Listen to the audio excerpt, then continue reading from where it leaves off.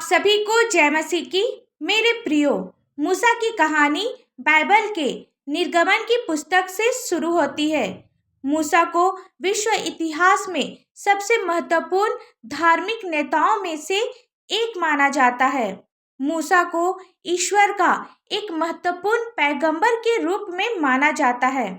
वचन में आगे बढ़ने से पहले आप हमारे चैनल में नए हैं तो चैनल को सब्सक्राइब करें और नोटिफिकेशन ऑन करें ताकि परमेश्वर की महिमा के लिए जितने भी वीडियोज डाले जाए वो आप तक पहुंच सके। मिस्र में एक नया राजा गद्दी पर बैठा जो यूसुफ को नहीं जानता था। यूसुफ के कई वंशज मिस्र में रह रहे थे। इससे फिरौन को चिंता हुई क्योंकि उसे लगा कि वे मिस्र पर कब्जा करने की कोशिश कर रहे हैं और फिरौन भूल बैठा था कि इब्रानियों के पूर्वज यूसुफ ने मिस्र को अकाल से बचाया था। राजा ने अपनी प्रजा से कहा, मिस्र में इन इब्रानियों की आबादी बहुत बढ़ गई है। यदि हमारा किसी के साथ युद्ध हुआ तो कहीं ये हमारे विरुद्ध ना हो जाए। इन्हें मुसीबत खड़ी करने से रोकने के लिए मुझे कुछ करना ही पड़ेगा। फिरौन को चिंता होने लगी क्योंकि उसे लगा कि वे लोग मिस्र पर कब्जा करने की कोशिश कर रहे हैं। इसलिए राजा ने इब्रानी लोगों को गुलाम बनाने का उपाय खोजा। अगले दिन राजा निर्माण कार्य की एक नई परियोजना का निरीक्षण करता है और अपने लोगों से कहता है, इस काम को पूरा करने के लिए हमें हजारों और कर्मचारियों की आवश्यकता है। यह काम इन इब्रानियों के लिए बिल्कुल सही है। वे हमारे गुलाम बनकर काम करेंगे। इस प्रकार हमारे पैसे की भी बचत होगी और फिर वे विदेशी किसी मुसीबत का कारण भी नहीं बन पाएंगे। सो भोर से रात तक इब्रानी मर्दों और लड़कों को उनके घरों में से घसीट कर लाया जाता है और कोड़े मारने वाले अत्याचारी हाकिमों की निगरानी में उनसे जबरन काम कराया जाता था। किंतु परमेश्वर की आशीषों के कारण इब्रानी लोग कठिन हालात में भी फलते फूलते और बलवंत होते जाते हैं। यह देखकर राजा खुश नहीं था। वे कहते हैं कि हम इनसे हर दिन इतनी मेहनत करवाते हैं पर ये इब्रानी तो पहले से भी कहीं अधिक हो गए हैं। राजा ने आज्ञा दिया, इन गुलामों को अब मैं सबक सिखाऊंगा। अब जो इब्रानी स्त्री बेटा या बेटी को जन्म दे, अगर बेटी हो तो जीवित रहने देना, अगर बेटा हो तो उसे मार देना। यानी फिरौन ने अपनी सारी प्रजा के लोगों को आज्ञा दी कि इब्रानियों के जितने बेटे उत्पन्न हो उन सबों को तुम नील नदी में डाल देना और सब बेटियों को जीवित रहने देना। इस निर्दयी आदेश का पालन किया जाता है। इब्रानी माता पिता अपनी जान पर खेलकर अपने पुत्रों की रक्षा करते हैं, किंतु राजा के सिपाही अपनी तलाश नहीं छोड़ते। लेवी के घराने के एक पुरुष ने एक लेवी वंश की स्त्री से विवाह कर लिया। वह स्त्री गर्भवती हुई और उसके एक पुत्र उत्पन्न हुआ और यह देखकर कि यह बालक सुंदर है, उसने 3 महीने तक छिपा रखा।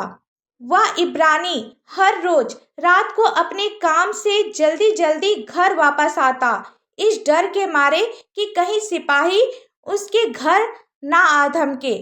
वह जल्दी जल्दी घर के अंदर जाता और दरवाजा अंदर से बंद कर लेता है और कहता है, परमेश्वर अवश्य ही हमारे साथ है। हमारा बेटा 3 माह का हो गया है। पर फिर भी फिरौन के सिपाही उसे ढूंढ नहीं पाए, पर उसे डर था कि वह उसे ज्यादा समय तक नहीं छिपा पाएंगे और उसकी माता ने कहा, मेरे बेटे को बचाने का रास्ता ढूंढने में परमेश्वर हमारी मदद अवश्य करेगा। अगले दिन वह सरकंडों की एक टोकरी लेकर उस पर चिकनी मिट्टी और लार लगाई और उसमें बालक को रखकर नील नदी के किनारे कांसों के बीच छोड़ आई। उस बालक की बहन दूर खड़ी रही कि देखे उसका क्या हाल होगा, पर वह बालक नदी में बहता हुआ आगे बढ़ा। रास्ते में आने वाली खतरनाक बाधाओं को चकमा देता हुआ उस जगह पहुंच गया जहां फिरौन की बेटी नहा रही थी। उसने उसे बचाया। दासी उस टोकरी को राजकुमारी के पास लाती है और वह उसे खोलती है और कहती है, यह इब्रानी बालक है। देखो कैसे रो रहा है। हमें किसी को ढूंढना होगा जो इसे दूध पिला सके और इसकी देखरेख कर सके। उसी समय मरियम, जो उस बालक की बहन थी, झाड़ियों में से निकलकर आती है और कहती है, क्या मैं इस बालक के लिए किसी इब्रानी आया को ढूंढ कर लाऊं? तब राजा की बेटी ने कहा, हाँ हाँ, जितनी जल्दी हो सके किसी को मेरे पास लेकर आओ। तब लड़की जाकर बालक की माता को बुला ले आई और कही, हमारा लड़का राजकुमारी को मिल गया है और वह उसकी देखभाल के लिए किसी इब्रानी आया को बुला रही है। तब उसकी माँ राजकुमारी के पास जाती है।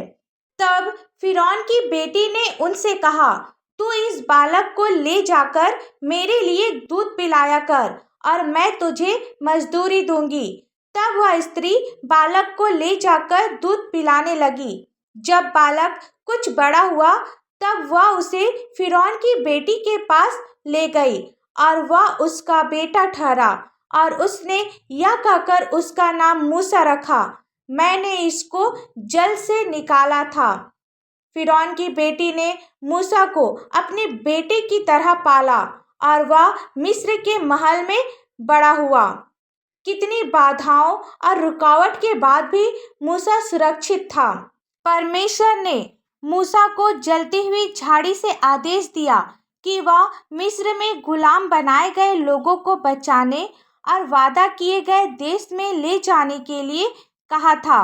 परमेश्वर ने मूसा के द्वारा लाल सागर को अलग करके बीच में से मार्ग निकाला और इजरायली को स्वतंत्र पूर्वक वादा किए गए देश में पहुंचा दिया। मूसा की कहानी में 10 विपत्तियां मिस्र के देशों में आती है और परमेश्वर ने मूसा को 10 आज्ञा भी दी। मूसा की कहानी से स्वतंत्रता, दयालु, पवित्रता का पता चलता है, जो इस्राएलियों को मिस्र की गुलामी से मुक्त करने के लिए संघर्ष को दर्शाता है। आमीन। परमेश्वर का यह वचन आप सभी के पास पहुंचे और आशीष का कारण बने, इसके लिए आप हमारे इस चैनल को लाइक, शेयर और सब्सक्राइब करें।